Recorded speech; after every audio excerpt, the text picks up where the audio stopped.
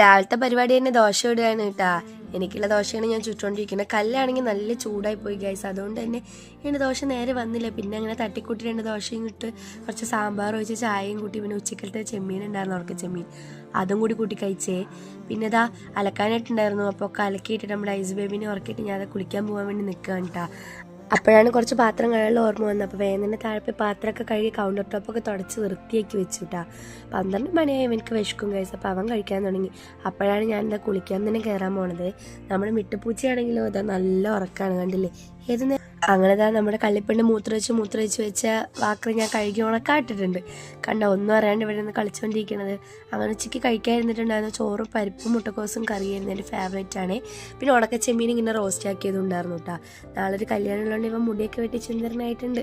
അങ്ങനെ ഇതാ വൈകുന്നേരം ആയപ്പോൾ നമ്മുടെ ഐസ് ബേബിനെ ഊഞ്ഞാലായിട്ട് ഞാൻ അങ്ങനെ ആട്ടിക്കൊണ്ടിരിക്കുകയായിരുന്നു.